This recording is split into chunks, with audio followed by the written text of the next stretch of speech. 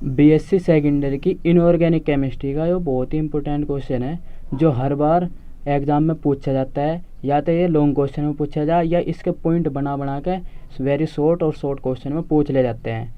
और हम इसके बारे में आपको समझाएंगे, डिस्कस करेंगे। क्वेश्चन क्या है? क्वेश्चन है कि डी ब्लॉक क्या होता है तथा इन तत्वों को संक्रमण तत्व क्यों कहा जाता है।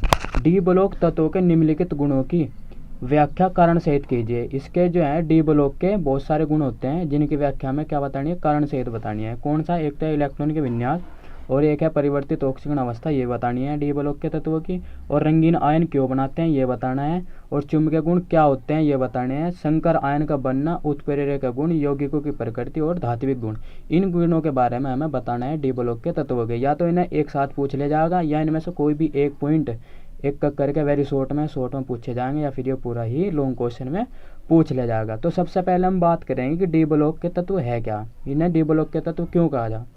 तो इसमें लिख रहा है ऐसे तत्व जिनका इलेक्ट्रॉनिक विन्यास करते समय उनका अंतिम इलेक्ट्रॉन यदि डी उपकोष में प्रवेश कर जाता है तो वे तत्व डी ब्लॉक के तत्व कहलाते हैं। अगर आप किसी एलिमेंट का क्या कर रहे हो? इलेक्ट्रॉनिक विन्यास कर रहे हो, और इलेक्ट्रॉनिक विन्यास करते समय उसका आखिरी का इलेक्ट्रॉन कहाँ चला जाए? डी उपकोष में।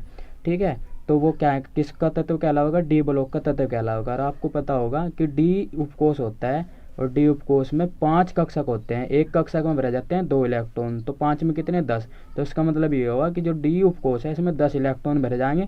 जब 10 इलेक्ट्रॉन भरे जाएंगे तो डी ब्लॉक जो है इसके वर्ग भी 10 ही होते हैं। यहाँ पे लिख भी रहा है डी उपकोष में 5 कक्षक होने के कारण 10 इलेक्ट्रॉन भरे जाते हैं तथा 10 इलेक्ट्रॉन के कारण ही डी ब्लॉक के 10 वर्ग होते हैं। और ये कहाँ कहाँ से हो भाई? ये है ना वर्ग नंबर 3 से लेकर 12 तक हुए हैं। ठीक है, 3, 4, 5, 6, 7, 8, 9, 10, 11, 12 ये सब डी ब्लॉक के वर्ग हैं। अच्छा, यहाँ पे लिख रहा है डी ब्लॉक के तत्वों को 4 क्षैतिज पंक्तियों में होने के कारण इन्हें 3D, 4D, 5D, 6D श्रेणी में बांटा गया है। जो डी ब्लॉक है ना, आप देखोगे क्षैतिज पंक्ति इस तरीके से होती हैं। ये जो पड़ी हुई पंक्ति है ना, ऐसे इस तरीके की क्षैतिज पंक्ति बोलते हैं।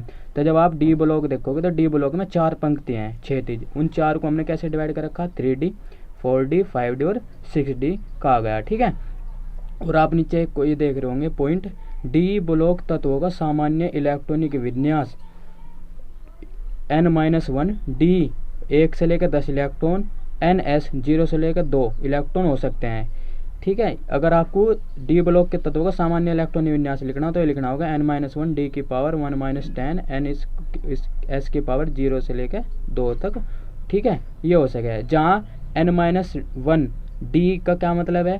n-1 डी को हम आंतरिक तथा ns ये जो बाहर है ns को हम बाह्यतम कक्ष कहते हैं। देखो ये तो आंतरिक होगा इसकी। ठीक है, और ये कौन सा होगा? बाह्यतम कक्ष कहते हैं।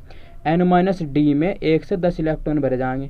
जो n-1 डी है इसमें 1 से लेकर 10 तक इलेक्ट्रॉन भरे जाएंगे। जबकि जो ns है, ये जो बाह्यतम वाला था ns, इसमें क्या है? 0 से लेकर 2 तक इलेक्ट्रॉन हो सकते हैं। अब नेक्स्ट पॉइंट है हमारा संक्रमण तत्व किसे कहते हैं। ठीक है, तो हम ये क्वेश्चन देख रहे हैं, जिन तत्वों का इलेक्ट्रॉनिक विन्यास करने पर उनका डी कक्षक अपूर्ण रह जाएगा। जब आप किसी भी एलिमेंट का, कोई डी ब्लॉक का एलिमेंट है और उसका आप इलेक्ट्रॉनिक विन्यास कर रहे हो, इलेक्ट्रॉनिक विन्यास करते समय उसका पूरा कक्षक ना भरे, वो क्या रह जाए? खाली, यानी कि अपूर्ण।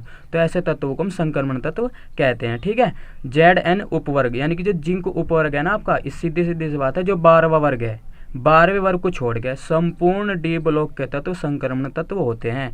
भाई 12वें वर्ग को छोड़ के कौन कौन से बच गए? 3, 4, 5, 6, 7, 8, 9, 10, 11 ये बच गए। ये वर्ग संक्रमण तत्व कहलाएंगे। 12वां वर्ग संक्रमण तत्व नहीं कहलाने का। ठीक है, अब एक पॉइंट और मैं आपको बता दूं, यहाँ लिखा हुआ लेना हो, पर मैं बताऊं कि सभी संक्रमण तत्व डी ब्लॉक के तत्व हैं, पर सभी डी ब्लॉक के तत्व संक्रमण तत्व नहीं होते। ये भी पॉइंट हम याद कर सकें। अब देखो इलेक्ट्रॉनिक विन्यास के बारे में पढ़ते हैं। इलेक्ट्रॉनिक विन्यास क्या है?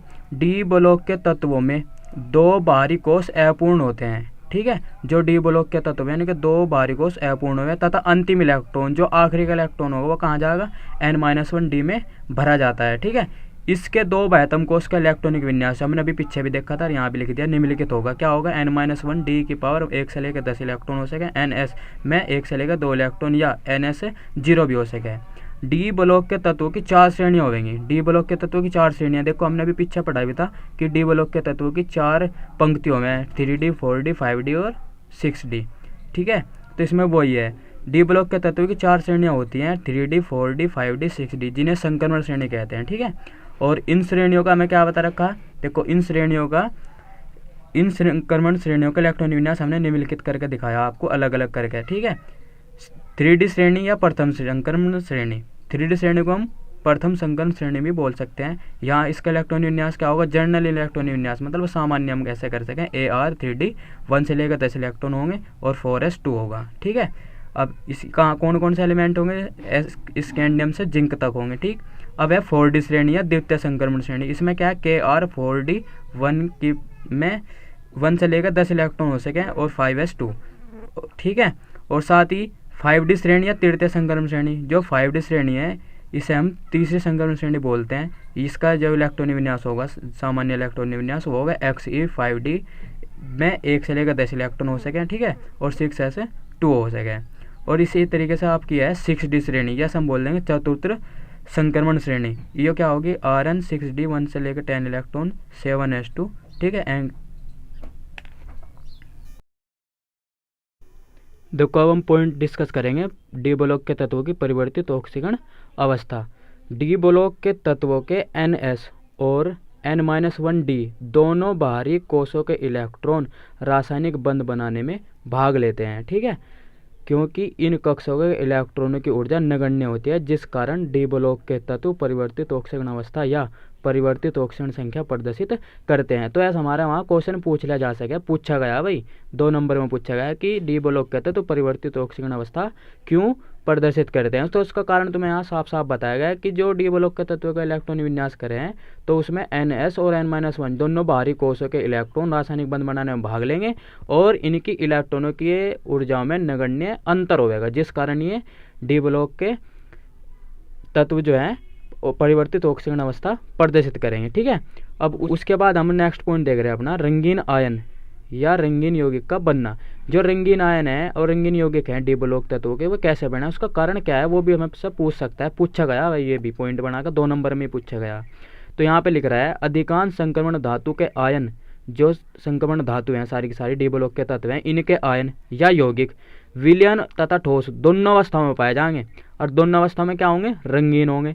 ऐसा क्यों होगा, यहाँ लिखा हुआ है ऐसा दृश्य प्रकाश के आंशिक अवशोषण के कारण होता है, जब ये शोषण कर लेगा। ठीक है, तो यहाँ लिख भी रहा है ऐसा दृश्य प्रकाश के अवशोषण के कारण होता है, क्योंकि अवशोषित प्रकाश इलेक्ट्रॉन को समान डी उपकोष के एक कक्षक से दूसरे कक्षक में पहुंचा देता है। ठीक है, तो यहाँ पे नीचे एक पॉइंट और देखो क्या लिखा हुआ, संक्रमण धातु आयनों में दृश्य प्रकाश को अवशोषित करके होने वाले डी संक्रमण के कारण ही डी ब्लॉक के आयन रंगीन दिखाई देते हैं। अगर आपने कुछ भी नहीं समझ पा रहे तो इस पॉइंट को समझो, सीधा सीधा सा ये साफ साफ बता रहा है कि रंगीन यौगिक क्यों बन रहे हैं। तो यहाँ पे लिख रहा है संक्रमण धातु आयनों में दृश्य प्रकाश को अवशोषित करके होने वाले डी संक्रमण के कारण ही डी ब्लॉक के आयन रंगीन दिखाई देते हैं। ठीक है, अब मैं आपको बताऊं, ये देखो क्वेश्चन है आपका 2015 में पूछा गया था। क्या पूछा गया था, ZnCd यानी कि कैडमियम व Hg के लवण सफ़ेद होते हैं क्यों,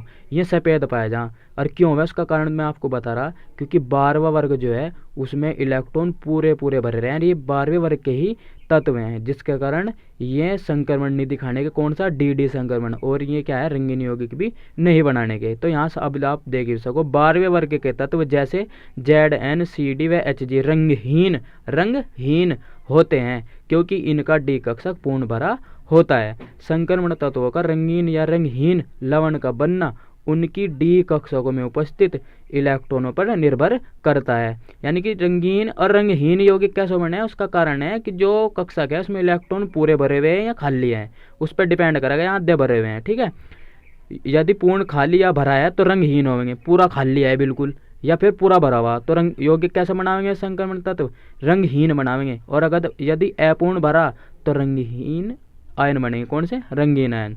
तो यहाँ पे एक देख रहे हैं आप 12वें वर्ग डी संक्रमण नहीं दिखाता, जिसके कारण प्रकाश का अवशोषण भी नहीं करने का, प्रकाश का अवशोषण नहीं करने का, तो ये तत्व जो 12वें वर्ग के हैं सफ़ेद होंगे, ना कि रंगीन होंगे। ठीक है, रंगहीन होंगे। ये हमने यहाँ पॉइंट डिस्कस कर दिया। अब नेक्स्ट पॉइंट देखते हैं। अब पॉइंट है हमारा चुंबकीय गुण। जो डी ब्लॉक के तत्व है इनके चुंबकीय गुण के एक हमें प्रॉपर्टी बतानी है यहाँ पे। और ये क्या हुआ है चुंबकीय गुण वो बताना। तो यहाँ पे लिखा हुआ संक्रमण तत्व तथा उनके यौगिक अनुचुंबकीय व्यवहार प्रदर्शित करेंगे। भाई वर्ग 3 से लेकर 11 तक तो अनुचुंबकीय होंगे और 12 वर्ग प्रतिचुंबकीय होगा। ये पॉइंट सीधी सीधी सी बात आप समझ लो बस। तो यहाँ पे लिखा हुआ संक्रमण तत्व तथा उनके यौगिक अनुचुंबकीय व्यवहार प्रदर्शित करते हैं क्योंकि इनके N-1 डी कक्षकों में अयुग्मित इलेक्ट्रॉन होते हैं। ऐसा क्यों? क्योंकि वर्ग 3 से लेकर 11 तक के जितने भी वर्ग हैं और इनके जो तत्व हैं वे क्या हो, उनका जो कक्षक होगा उनमें अयुग्मित इलेक्ट्रॉन पाए जाएंगे और जो 12वां वर्ग होगा इसमें अयुग्मित इलेक्ट्रॉन नहीं होने के, जिस कारण वो प्रतिचुंबकीय होगा। और वर्ग 3 से लेकर 11 तक के जितने भी तत्व हैं वे सारे के सारे कैसा गुण चुंबकीय गुण प्रदर्शित करेंगे, अनुचुंबकीय। ठीक है, यहाँ पे लिखा हुआ जिन तत्वों का इलेक्ट्रॉनिक विन्यास D0 डी में 0 या डी में 10 होंगे होता है वे तत्व या आयन प्रतिचुंबकीय होंगे। ठीक है, जिनके कोष पूरे भरे हों या बिल्कुल खाली हो, क्या होंगे, प्रतिचुंबकीय। नोट पॉइंट में देखो यहाँ क्या लिखा हुआ, नोट पॉइंट में लिखा हुआ चुंबकीय गुण अयुग्मित इलेक्ट्रॉनों के कक्षक व चक्रण पर निर्भर करेगा। चुंबकीय गुण क्या पे निर्भर करे, अयुग्मित इलेक्ट्रॉन के और उसका चक्रण कैसा उस पर डिपेंड करेगा। ठीक है, नोट पॉइंट एक और लिखा हुआ चुंबकीय आघूर्ण निम्नलिखित सूत्र से निकाल जाएगा। अगर हमें किसी भी एलिमेंट का चुंबकीय आघूर्ण निकालना हो तो फॉर्मूला क्या होगा, म्यू बराबर √n n+2 Bm मतलब बोर मैग्नेट, और n का मतलब क्या है यहाँ से अयुग्मित इलेक्ट्रॉन जो इसमें n है। 2019 में आपसे क्वेश्चन पूछा गया भाई, कौन सा, यहाँ देखो उदाहरण में हमने लिखा है 2019 में जो पूछा गया Fe2 पॉजिटिव Mn2 पॉजिटिव आयनों के चुंबकीय आघूर्णों की गणना कीजिए। ठीक है, तो देखो हम क्या करेंगे, Fe का होता है इलेक्ट्रॉनिक वो मतलब परमाणु क्रमांक वो होता है 26। ठीक है, 26 हो जाएगा और यहाँ 2 लग गए पॉजिटिव, तो अब इसने क्या कर 2 इलेक्ट्रॉन अपने निकाल दिए यानी कि दान दे दिए। दान देने के बाद कितने बचेंगे 24।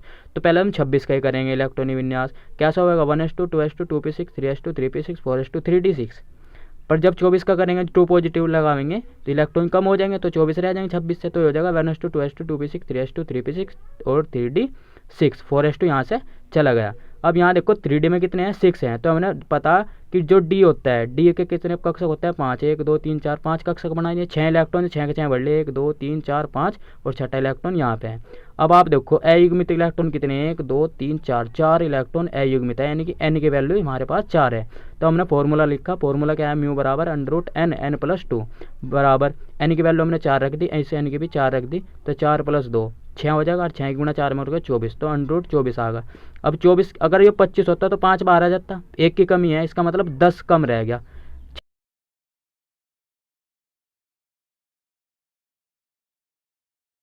ऐसे ही आप किसका देख रहे हैं यहाँ पे, हम करेंगे Mn मैग्नीशियम का होता है आपका 25 परमाणु क्रमांक। ठीक है, इसका इलेक्ट्रॉनिक विन्यास करेंगे तो 1s2 2s2 2p6 3s2 3p6 4s2 और 3d5, परंतु इस पर क्या है भाई 2 पॉजिटिव लग गया यानी कि 2 इलेक्ट्रॉन चले गए तो 23 बच गए 25 में से, तो ये इलेक्ट्रॉनिक विन्यास हो जाएगा 1s2 2s2 2p6 3s2 3p6 और 3d5 रह गया। ठीक है, तो हमें पता डी में 5 कक्षक, हम लास्ट वाले का डिस्कस करेंगे हर बार। डी में 5 कक्षक हो हमने लिख दिए 1 2 3 4 5, 5 इलेक्ट्रॉन थे 5 के 5 हमने इलेक्ट्रॉन भर दिए। अब फॉर्मूला क्या हो म्यू बराबर √n n+2। अब हमने क्या करा बराबर n की वैल्यू 5 रख दी, क्योंकि देखो 5 के 5 इलेक्ट्रॉन क्या है अयुग्मित है, 1 2 3 4 5, n की वैल्यू 5 थी हमने 5 रख दी, 5 + 2 कितना हो जाएगा 7 और 7 5 35, तो ये होगा म्यू बराबर √35। अगर 36 होता 6 बार आ जाता, 1 की कमी मतलब 10 कम कर दो 6 में से। ठीक है, तो यानी कि 5.90, तो म्यू बराबर आएगा 5.90 बोर मैग्नेट। देखो कितना आसान सा और डिस्कस करके हमने ये पॉइंट डिस्कस कर लिया, समझा भी दिया आपको। ठीक है, अब हम पॉइंट डिस्कस करते हैं कि जो डी ब्लॉक के तत्व हैं जटिल यौगिक संकर आयन या संकर यौगिक क्यों बनाए हैं उसका कारण बताना। तो यहाँ पे देखो क्या लिखा हुआ डी ब्लॉक तत्वों के आयनों में, आयन कैसे हो भाई, जैसे जितने भी डी ब्लॉक के तत्व हैं उन्होंने इलेक्ट्रॉन त्याग रखे हों, Fe2 positive Mn2 positive Cu positive ऐसे ऐसे जो होते। ठीक है, में बंद बनाने के लिए ऊंचित ऊर्जा के रिक्त डी कक्षक तथा उच्च धनावेश व आयनिक त्रिज्या छोटी होने के कारण इन तत्वों में जटिल संकर यौगिक या संकर आयन बनाने की प्रवृत्ति हो है। सीधी सीधी बात ये समझो, जो डी ब्लॉक के तत्व हैं क्या हो उनके पास डी कक्षक खाली हो गए, और जब डी कक्षक खाली हैं तो इन पर धनावेश भी आ जा, जब धनावेश आ जा ना तो इलेक्ट्रॉन कम हो जाए, इलेक्ट्रॉन कम हो जाएंगे तो त्रिज्या घट जाएगी, और जब त्रिज्या घट जाएगी तो ये सारे के सारी प्रॉपर्टी इस कारण ही जो डी ब्लॉक के तत्व हैं वे संकर यौगिक या जटिल यौगिक या संकर आयन बनाएंगे। एग्जाम्पल संकर यौगिक या संकर आयन हो कैसे, तो यहाँ पे देखो K4FeCN6, ये ऐसे ब्रैकेट्स में बिग ब्रैकेट्स और स्मॉल ब्रैकेट्स, यानी कि बड़े कोष्टक में और छोटे कोष्टक में जो पैक हुए भाई तुमने आप तो कंपाउंड देखोगे में सब क्या कहलावे, संकर यौगिक कहलावे, ठीक है। और नोट पॉइंट में देखो यहाँ क्या लिख रहा, संकर आयन।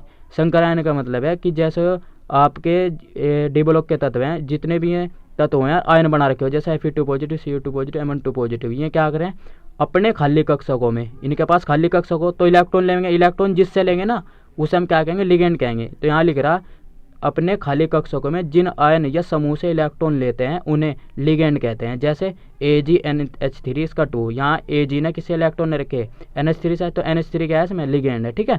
अब यहाँ देखो नोट पॉइंट लिख रहा, नोट पॉइंट में लिखा बनाए गए बंधों की संख्या उपसंयोजन संख्या पर निर्भर करेगी, जितने बंध बनेंगे उतनी उपसंयोजन संख्या उसकी होगी, ठीक है।